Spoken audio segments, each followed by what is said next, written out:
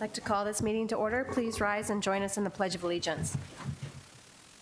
I pledge allegiance to the flag of the United States of America and to the republic for which it stands, one nation, under God, indivisible, with liberty and justice for all.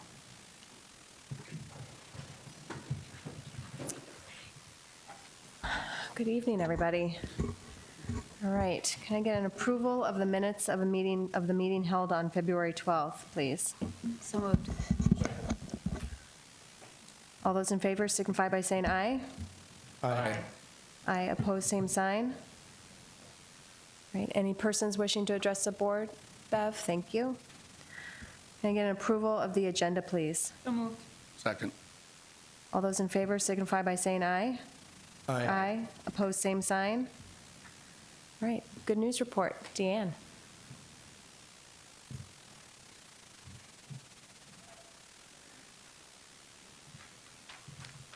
Good evening. As I'm sitting at the back of the room and trying out my bifocal contact lenses I have in, I realize I've spelled Cleveland wrong.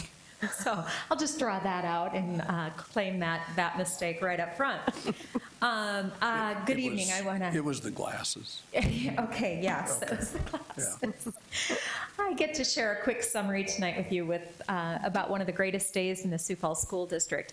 Last Friday, Dr. Maher, Board Member Tolke, and I were able to go to 5 schools to deliver news that teachers there have been named as finalists for the 2018 Dr. John W. Harris Teacher of the Year Award. We had 92 nominations this year. That's 20 more than last year. And we thought last year was a very high number, so we were very excited to see 92 nominations come in. They came from all ages of students, appreciative parents, grateful colleagues, and supportive principals. And it is truly heartwarming to read all of the nominations and know the wonderful teachers that we have in the Sioux Falls School District. They touch the lives of our students and our community members in so many different ways. So our road trip first took us to R.F. Pettigrew Elementary, where we somehow convinced 4th grade teacher Julie Sternholm to come to the gym during her planning period. It was, I'm sure she was thinking, what's this all about? Her 4th graders and another class of 4th graders met her there with much excitement, and I think we left her a little speechless.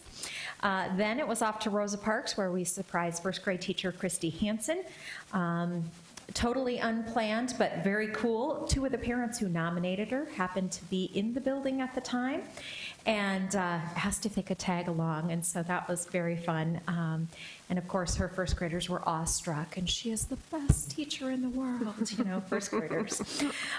Next stop took us to Cleveland Elementary, Cleveland with an L-A-N-D, where we stopped in Stacy Marnock's classroom, and her students were hard at work. It was almost like we had to pull them from their work until Dr. Maher said, you know, the guy who makes the decision if you get a day off of school, that's me. And then kids were like, oh, yeah.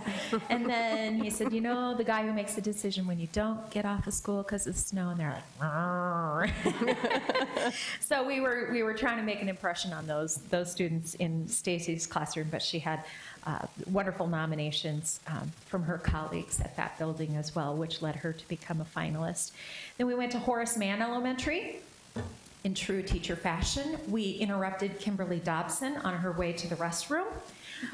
She was trying to get there before her kids came back in from recess. We caught her in the hallway to share the news with her, and she too was just, I think, totally surprised.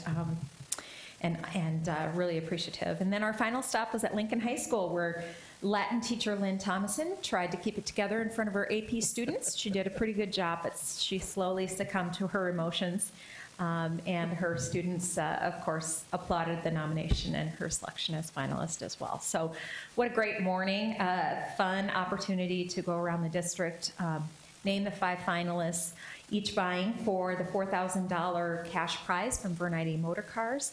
This is the 30th year of the Teacher of the Year, and Bruce Ivey has generously sponsored that each of those 30 years. So he has made a significant commitment to the Sioux Falls School District, the community of Sioux Falls, and especially to our teachers who so much deserve that recognition. We had 59 elementary teachers nominated, 15 middle school teachers, 17 high school teachers, And that's a pretty good number. We have 1,875 teachers in the Sioux Falls School District. So the winner will be announced at a dessert reception on Monday, March 12th. Of course, that's another fun night that we all look forward to at CJ Callaway's at 7 p.m. and tickets are on sale for that as we speak. So we congratulate all of our nominees and our 5 finalists.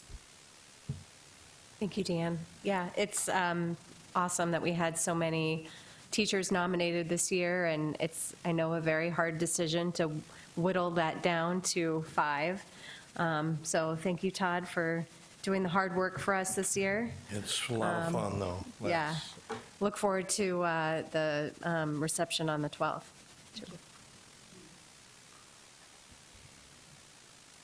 All right. Moving on. I didn't see any conflicts of interest. Okay, seeing none. Moving on to the approval of the consent agenda. Can I get a motion and a second, please? So move. Second? Right. Any discussion? All those in favor signify by saying aye. Aye. Aye. Opposed, same sign. All right, we have a supplemental consent agenda, items A1 through 3, claims to Sanford. Can I get a motion and a second, please? So moved. Second. All those in favor signify by saying aye. Aye. Aye. Opposed, same sign. All right, that motion passes with 2 abstentions from Board Member Ryder and Board Member Mickelson. All right, moving on to the reports of the superintendent. Thank you. We have 4 reports tonight and a lot of policies, so a full meeting indeed. Our first report tonight comes to us from Curriculum Services. Dr. Boyson is here to talk to us about the Reading Intervention Study Report.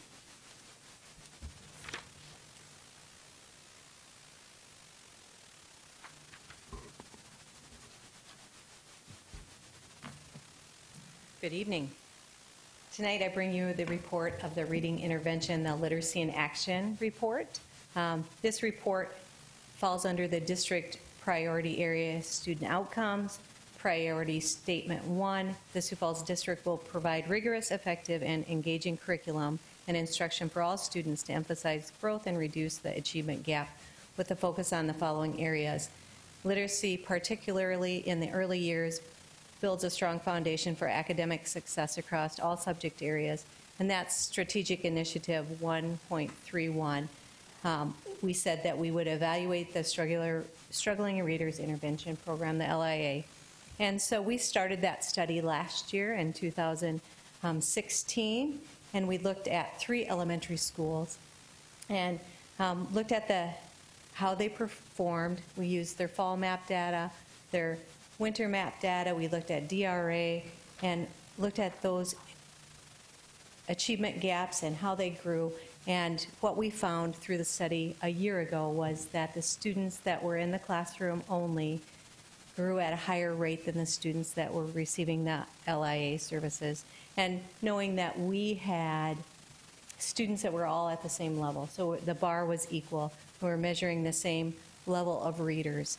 So committed to that study, wanting more data, we looked at that to repeat the study again this year. And so we wanted to answer 2 questions: how well are we doing and how can we improve? So we looked at more than just the map data. We go back to the Smarter Balanced data, and we have 3 years of Smarter Balanced data on 3rd grade reading scores. And as we review the data, you can see that the gap continues to grow at 3rd grade. We make a little gains and then we go back. So we looked at Smarter Balanced data, we look at our map data, and then we have to say, what are we going to do to make sure that the students are achieving at the highest level in our buildings. So we repeated the study, and the study this fall included 8 schools instead of 3. We had the pilot at Cleveland, Rosa Parks, Garfield, and Discovery. They had the Literacy in Action model. They had Literacy in Action in a combination with Imagine Learning. So the students were with the LIA teachers for 20 minutes and on the computer for 20 minutes. And then we had students that just had the Imagine Learning program in the classroom with the teacher monitoring that. And then we had students that were waiting to get in one of those treatments at that same level. So we had 4 treatments across those buildings. And we had 4 other buildings, Laura B. Anderson, Terry Redland Hawthorne, and Laura Wilder, who the same 4 treatments, but they used Lexia Core 5 computer instruction. And we placed those students in those programs based on their fall MAP score. And here's just a breakdown of just what I've explained of the treatments. All students in grades 1 through 3 were tested with the NWA MAP assessment in September and January. Students scoring below the 30th percentile in reading in grades 1 through 3 were identified for the services in one of the 3 models. LIA only, LIA with the computer program, whether it was Imagine Learning or Lexia Core 5, or the computer program only in the classroom, monitored by the classroom teacher. And the literacy in action, teachers and classroom teachers were trained on those computer programs to make sure that they knew how to use that software.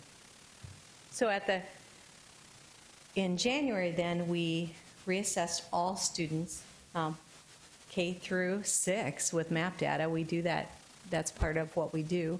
And so then we pulled that information. And when we pulled the information, we used the MAP Conditional Growth Index, and that's a national norming index where if students have a 0 on the norm index, that means they met the expected growth at their grade level with the same weeks of instruction. So if they were flat, that means that they made the expected growth. If they had increased or above 0 growth, that means they made better than expected for their grade level. And when we reviewed the data, we had each one of the treatments, each one of the groups made growth above 0. So when you look at that, LIA only had a 0.38. LIA with computer, so the students that had the computer and LIA instruction had a 0.43 growth, and then computer only in the classroom was 0.44, and the classroom only was 0.47. So when we look at that, all groups made growth, but it was not statistically significant. And when you look, the students in the classroom without any support at all made the highest amount of growth.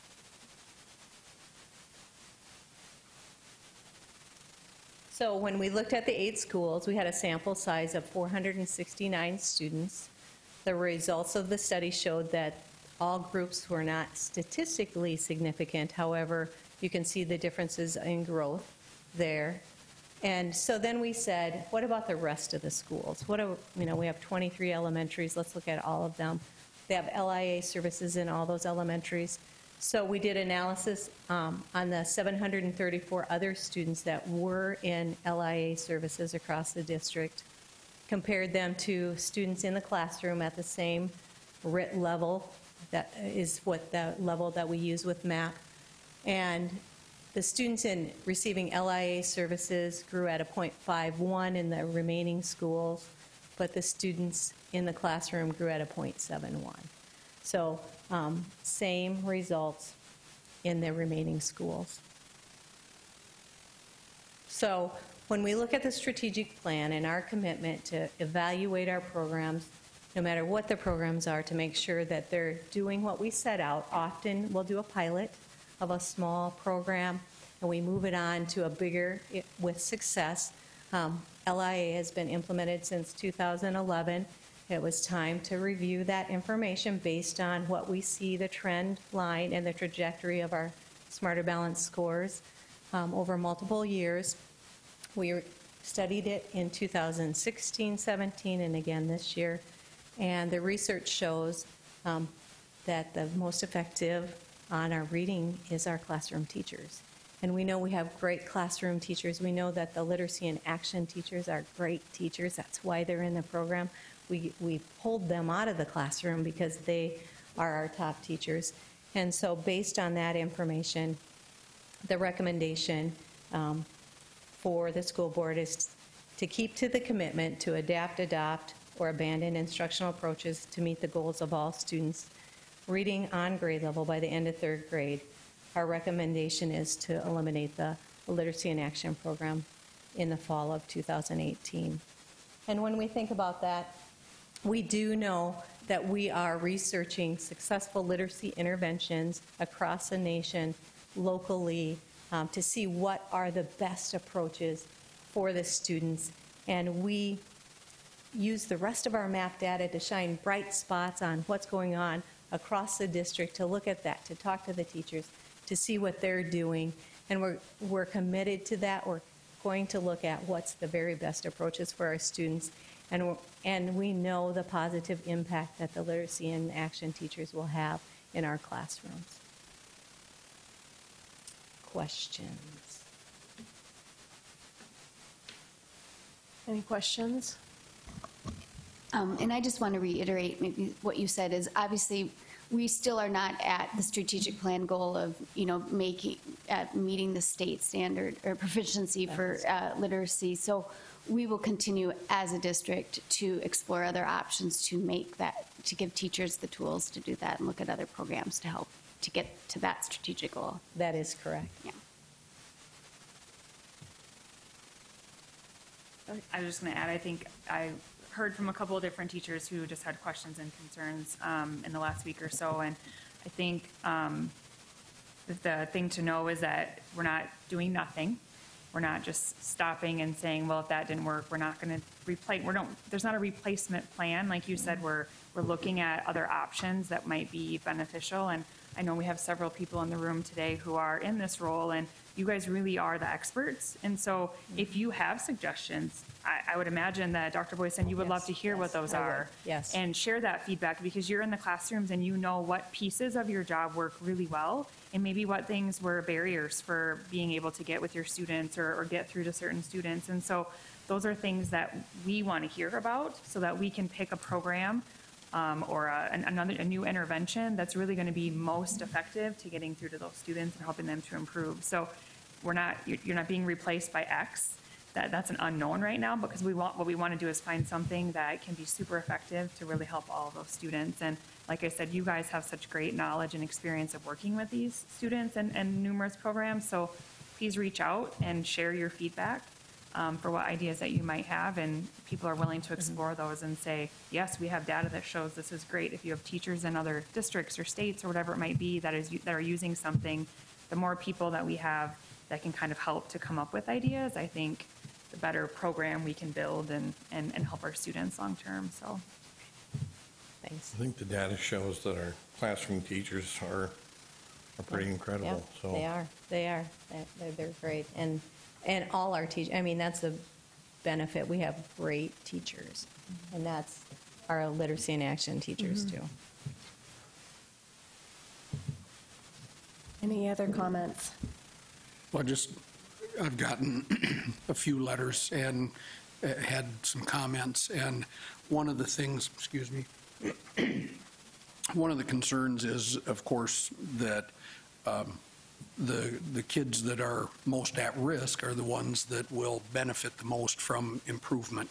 And I assured the folks that wrote me letters that we're not going to do nothing for our most at-risk students. What I see as a possibility from LIA being discontinued, it will allow a more targeted approach to be used on the kids that are most at risk. And change is always unsettling, and it is emotional.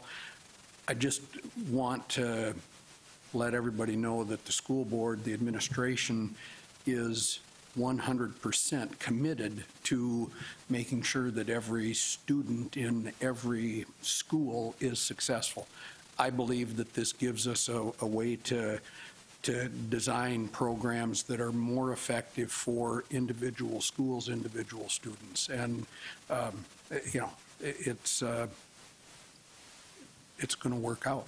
I am absolutely convinced of that. So, thank you. Thanks, Kent. All right, can I get a motion and a second? Move approval. Second? Any further discussion? All right, seeing none. All those in favor signify by saying aye. Aye. Pose same sign. Okay, on to the next report. Second report this evening is a report on our ELL program. Here to deliver that report tonight from Curriculum Services is Demi Moon.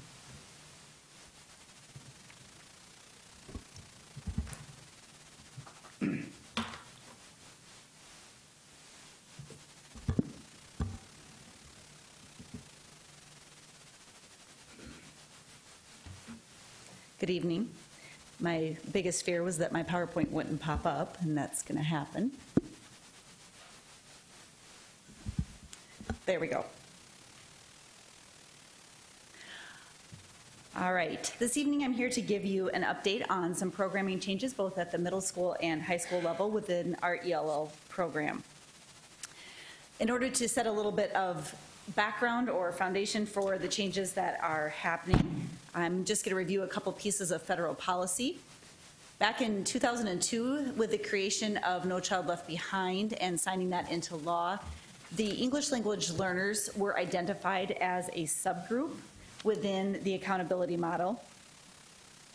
And their growth on language acquisition was required to be reported at both the local and the state level, but it was not a part of the main accountability model set forth by the law. So while it was measured, it really didn't have an impact on district accountability.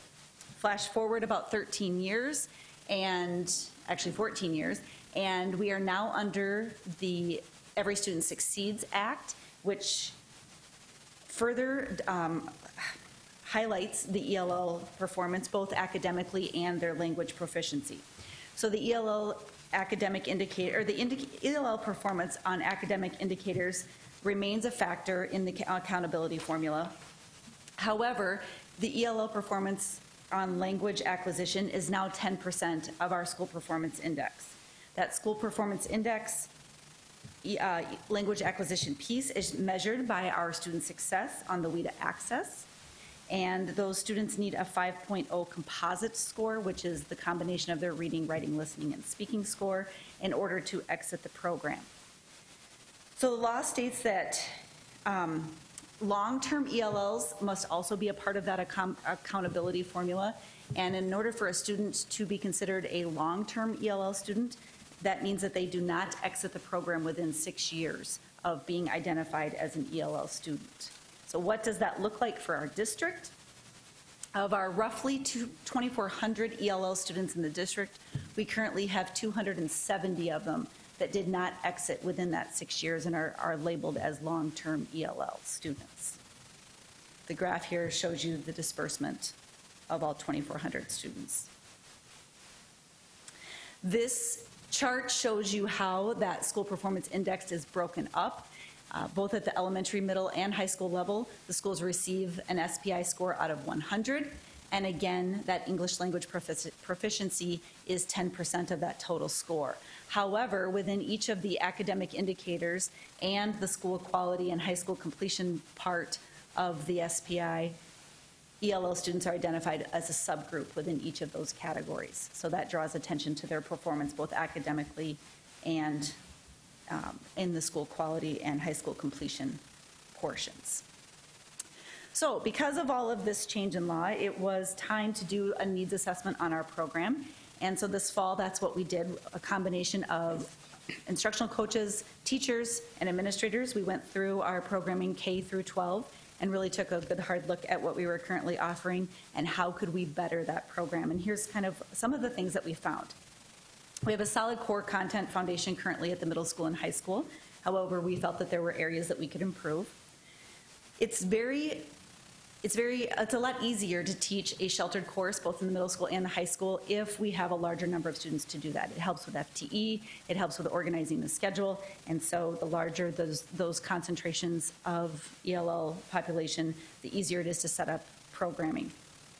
Course offerings and delivery methods were found to be different from school to school at the middle and high school levels, and so we wanted to do something about getting those to be consistent across the district. We discovered we did not specifically have a course designated to advance the speaking, listening, reading, and writing of our ELL students. We offered some sheltered courses that were not taught by ELL-endorsed teachers. We also offered some sheltered courses that were taught by ELL teachers that did not have their certification in the content in which they are teaching. So then those courses become English electives rather than content classes. Elementary instruction is offered across the district in different models, and the Elementary Immersion Center continues to provide language instruction and content instruction to our kindergarten through fifth grade students within their first 2 years in the country. And like I said in the previous slide, 270 of our nearly 2,400 students are considered long-term ELLs at the moment. So what kind of curriculum changes can we put into place at the middle school and high school level to address some of these concerns? At the middle school level, it is our intent to move forward offering sheltered core content classes and an ELD class. An ELD class is an English language development class which specifically targets the 4 areas that are tested on the WIDA assessment. And that will be done for all students who are at a 4.0 or below. That leaves those students between a 4.0 and a 5.0 that have not exited the program but will not be specifically targeted by those ELD or sheltered content classes, but we have found those students have a tendency to be successful in the regular classroom, and they still will receive a reading intervention class. And so their reading and writing and speaking and listening will be addressed through that reading intervention class. At the high school level, we will offer an ELD course for all students that have not exited the program yet. We will add some additional sheltered courses, like in geometry, where there is a heavy focus on language and a need for those students to be academically successful and receive those language supports. We're going to attempt to offer some consistency across the district in our course offerings, and we have created graduation pathways which allow all of our ELLs to graduate on time with their cohort, despite whatever language level they enter high school. Middle school and high school newcomers will be placed in appropriate content level courses and their ELD classes. We will not have separate immersion centers at the middle school and high school level. We will place them in classes based on their level of learning. ELD courses must be taught by an ENL endorsed teacher. That is a state certification requirement, and we will follow that. And sheltered teachers are strongly encouraged to have or be working on their ENL endorsement. And that means a teacher who's teaching sheltered geometry to a group of ELL students must be endorsed in math, but we also highly encourage them to have their ENL endorsement, which the district continues to offer at no charge to teachers, to certified teachers, and that's provided through Title III funding. Questions about those changes or facts that I've presented?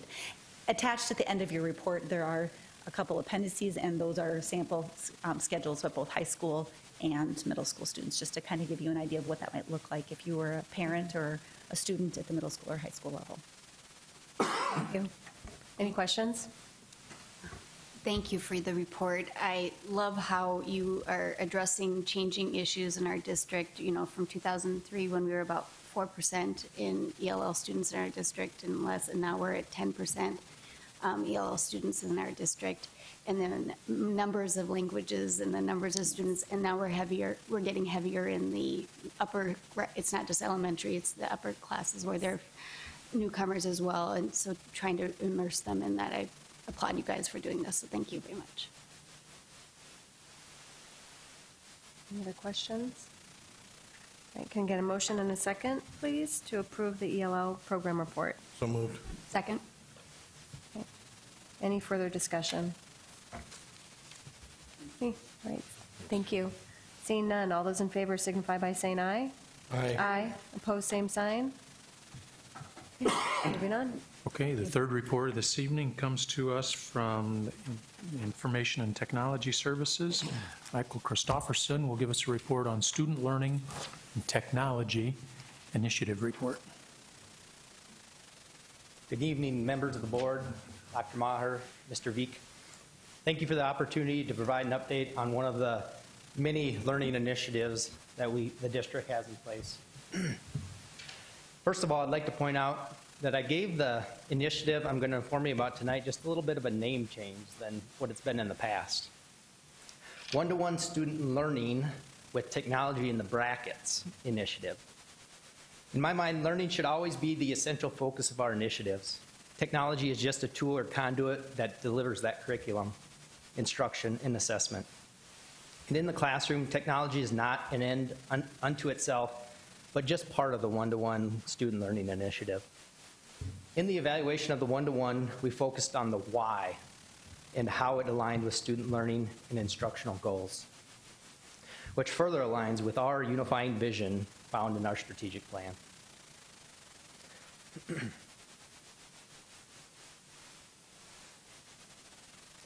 So starting with a little history, beginning in the fall of 2013, the district purchased Chromebooks for all students in grades 3 through 12. The following year, classroom iPad sets, about 8 per classroom is what we have, were purchased for grades K through 2. The purpose of this initiative is to increase student engagement, further involve students in active learning, and prepare students with 21st century skills and support student-centered instruction through a culture of collaboration and continuous improvement. The district has continued to evaluate and adjust strategies and practices with the implementation of the one-to-one. As technology continually changes, it is critical to update the programs and our professional development. I hope to provide you just a 10,000-foot view of the learning initiative through information of the most recent evaluation we did. Also, thanks to our district being selected and added as a member of the League of Innovative Schools, we were provided some great resources called the EdTech Framework tool that help guide some of our evaluation. We were just inducted this year into that group.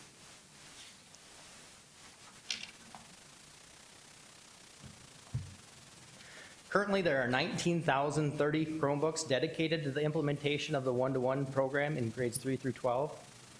K through 2 currently has 2,160 iPads in classrooms for this learning initiative, and that's just devices that we consider part of the one-to-one program. Initial evaluation steps looked at some of the national K-12 mobile computer trends that are out there. And the reason we did that is often K-12 software applications and resources align with the majority. This is similar to small schools. They'll contact me in Sioux Falls and say, what are you guys going to do? Because they know in South Dakota some of the resources will follow what Sioux Falls is doing. Recent K-12 mobile computing trends data in the U.S. show about 58% of the devices are Chromebooks. 22% are Windows, which has been pretty consistent over the last few years. 14% are Apple iOS devices, and 4% Apple Mac OS devices, which is slightly down over the years. 1% Android devices, which is consistent, and less than 1% like Linux or Kindle devices. And maybe even more importantly are the trends changes in these numbers that we've seen in the recent years.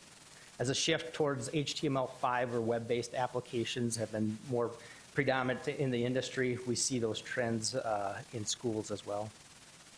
Current security management options, functionality, battery life, device average span life, and network requirements of those devices are continually assessed by district tech staff. Focus groups also looked at national recommendations and data and trends relating to student screen time. While much of the data was conflicting, one theme stayed consistent through it all. The larger concern is the type of content being delivered during the screen time. It is important that screen time is active and not passive. Screen time should be an educational tool that delivers educational content and allows creativity and creation of authentic assignments. Screen time should never also replace activity related to essential health, such as adequate sleep, physical activity, or time needed for nourishment. Ongoing needs assessments will be conducted to determine professional development opportunities. We'll also create rubrics that will be utilized to help staff self-evaluate classroom screen time activity and other digital citizenship practices. The next part of the evaluation focused on more of the feedback and both quantitative and qualitative data that we received from focus groups, such as principals, technology integration leaders, and instructional coaches. Here's where we really get into the why. Through this process, the following themes emerged. First, we're going to look at the Chromebooks in grades 3 through 12.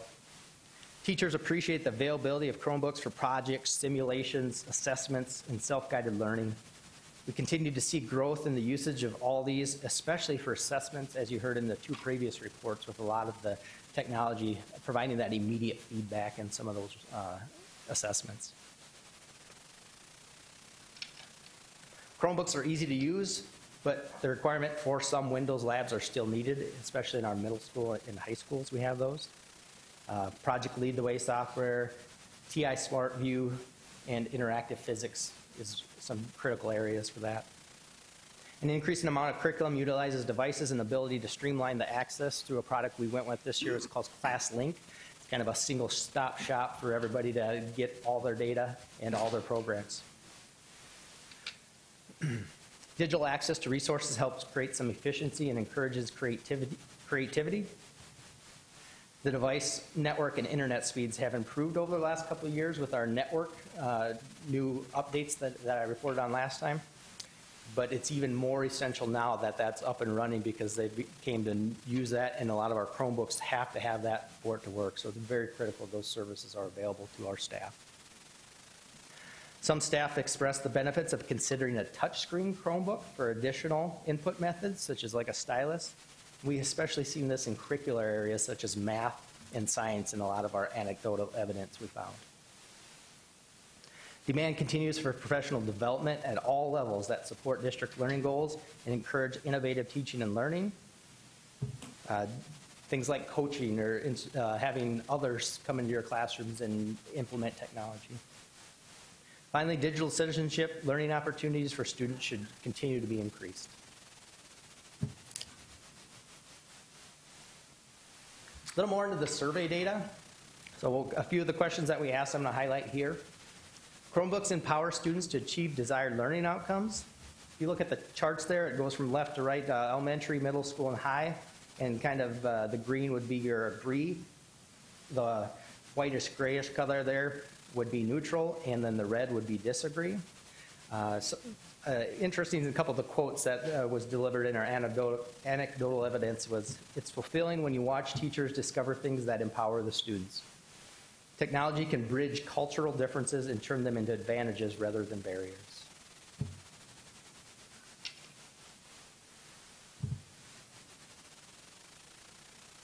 Next one was on collaboration. Chromebooks provide a powerful tool to encourage classroom collaboration. And again, the same left to right, elementary, middle school, high results. Pretty positive overall in my mind, and I think that's with the tool. Google really tries to collaborate and create those resources that help collaborative projects for our students and staff. Ease of use, we found that ease of use has been becoming easier and easier the more years we've implemented the one-to-one project, so that's essential. But also just the Chromebook in general is really a Chrome browser. So if students have used applications of Chrome browser on a Windows device or iPad, whatever it may be in the past, they're pretty familiar with that application.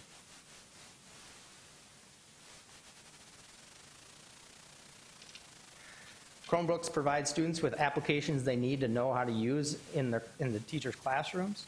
So even Microsoft Office is now available on a Chromebook through the cloud.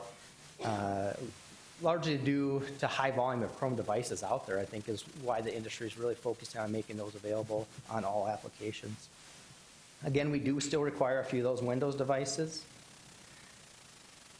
Also, with the Chromebooks being mainly web-based, there's a higher likelihood that terms of use might say that we cannot use that application online. So again, FERPA, Family Educational Rights Privacy Act, SIPA, the Children's Information Protection Act, and COPA, Children's Online Privacy Protection Act, is things we're always reviewing from the federal government to make sure our applications align accordingly. Switch over real quick to iPads. Again, this would be in our K-2 implementation, about 8 devices per classroom.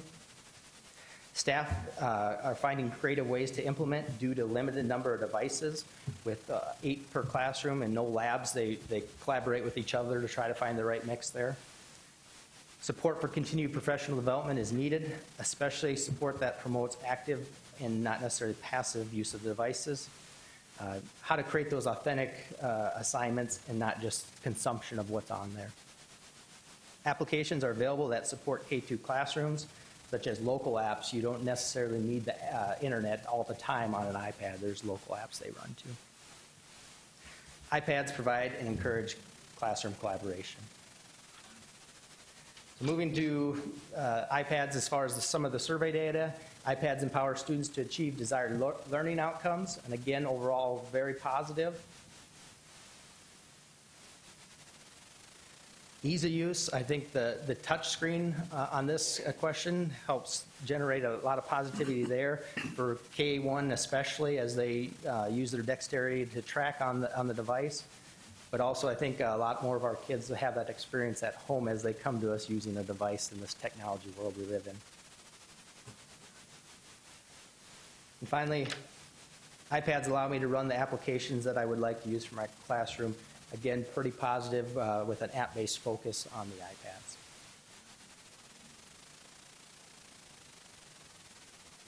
So in summary, the district continues to gather feedback and evaluate the one-to-one program. Our goal is to efficiently provide technology tools that are safe for student use, support district learning goals, and encourage innovative teaching and learning. The data in the report will be analyzed by the Learning Committee, formerly known as Tech Committee. We'll also remain cognizant of the technology budget by examining total cost of ownership and opportunity cost of other options that are out there. Finally, the Technology Committee will provide the school board for approval a fiscally responsible, comprehensive technology plan that supports the district instructional goals, educational vision, and strategic plan. Exactly a month from today, actually, we'll provide you that. I ask the board acknowledge the report of the district's one-to-one student learning initiative and would stand by for any questions. Okay, thank you, Michael. Any questions? Based on your survey data, you have great feedback from teachers. I'm wondering if you ever survey students or even parents to see how they feel about the technology that's used in their students' classrooms or their schools. Sure. We haven't directly done any formal surveys with those. It's more that anecdotal evidence, you know, reaching out to them. But definitely like to start a group similar to Dr. Maher's group, meeting with students and getting more of that feedback on how it's going. I think I as a parent, I have a 5th and an 8th grader, and I would agree with a lot of the benefits that are discussed here. I think one of the challenges as a parent is if we want to go away for the weekend and my kids have homework, you can't just sit in your car with your textbook and your notebook and do homework, because you have to be able to get onto Google Classroom, or you have to be able to log on to your textbook and things like that. And so I think I'm sure that the benefits far outweigh those things, but I think just to be cognizant of those kind of mobile types of things, and not everyone has access to technology 24/7. Lots of people do, but not everybody does. And so just from a convenience perspective of trying to get away for a weekend or do something and then getting back and it's like, do you have your homework done? You know, and it requires them to be on some sort of a device or a computer. So Definitely. I would just be curious from a greater, that's just me, but from a greater perspective of teachers or parents and students, if they have any other additional challenges that maybe we haven't even thought about, that there are solutions to, but having never discovered what they are, it's hard to address them. So. Definitely great feedback. And the devices do have the ability to work offline. You can basically do it ahead of time, but you really got to plan ahead of time for that. 5th grade or something. I think really that issue is probably mainly middle school. I mean, elementary, yes, there's some work that needs to be done at home, but middle school, I definitely hear that even from, you know, I have a middle schooler as well, and it's, when they don't have that access at home, it can be hard, but I understand the challenges with letting them take them home too. So I love the idea of having a group of students to just talk about challenges and successes and ideas that it seems like they're always in tune to stuff before adults are. And so they might have some really great idea that I've never heard of, or, you know, something totally new. So I think that's a great idea. Yeah, that's great feedback. And I should mention that it is in our high school only that they take them home, like you were alluding to. Yeah. Thank you. Yeah. Is anyone from the Technology Committee going to be part of the facilities study groups meetings and take any input from that as well? I'm just thinking more from the networking and, you know, making sure internet access at the schools and those type of questions might be helpful to people involved in that as well. Yeah, I believe we'll be definitely integrated into that and giving feedback through the process. Thank you. Yes, you will. if you didn't know, then you do now. Any further questions? All right, can I get a motion and a second to approve the one-to-one student learning technology initiative report? So moved. Second. Any further discussion? All right, seeing none, all those in favor signify by saying aye. Aye. Aye. Pose same sign. Okay. Okay, the last report this evening is the 2018 legislative report. The update is, will be given to you by Mr. Veek. Thank you, Dr. Maher. We spent the last 3 meetings going over 70 bills, formulating positions. Of those 70 bills, there are no new ones. There's 10 key bills. Of those 10 key bills, we either asked them to be amended or opposed all of them. So it wasn't a banner year for key bills that we supported. Of those, all but 2 are dead. The 2 that are still alive, we've had a third, I guess, position change, or this is our third different position anyway. Senate Bill 46, it's a restraint and seclusion bill. We wanted it amended. It was amended in the Senate. It took out immediately notify, and it changed it to by the end of the business day. Got back in House, it passed the Senate, went over to House Ed. In House Ed, they changed it back to the original language of immediately notified. It's been down on the floor. It's been sitting there. It hasn't been brought up yet. I believe there's a compromise amendment as soon as practical that is going to get hopefully put on the House floor. So we have that as amend now, or oppose unless amended. So that's where we're at on that bill. So that is technically a position change because last time we talked we were in favor of it because of the change that was put on. The other key bill, I guess, that is still alive is Senate Bill 83. It's the bill about patriotic societies. There's nothing against patriotic societies, but there's dozens, if not hundreds of them, and they would give every one of them a right to speak at a school, so you could end up eating in a lot of time. But that bill is it's through the Senate. It's through House Ed. It's going to be on the floor. So I'm guessing that bill is probably going to pass, but there's 3/4 of the way there. One other bill of note, it's not a key bill. It was 1297. It deals with capital outlay. We now have it as support. It's a kind of a compromise bill. It restricts schools' abilities a little bit to do capital outlay certificates without an election. It would it would decrease the percentage allowed from 1.5% to 0.5%, which for us is about $55 million you could do without being potentially up for an election. So it restricts in that case. It allows schools some exceptions for if they've had debt issued prior to 2016 to offset some of or increase their levy higher than they normally could. So we think it's a decent compromise. We don't have it as a key bill, but we are suggesting we change our position to support. So with that, I'd ask you to approve the 2 position changes and then acknowledge the report. Any questions? All right, can I get a motion and a second to approve the position changes and the report, please? So moved. Second. All right, any further discussion? All right, all those in favor signify by saying aye. Aye. Opposed, same sign. All right, thanks, Todd. Thanks. Okay. Are you done? Yes, that's it. Okay. All right, I'm trying to, my non-Chromebook computer is hesitating, so pardon me. All right, we're on to policies and regulations. We have 4 policies up for second reading.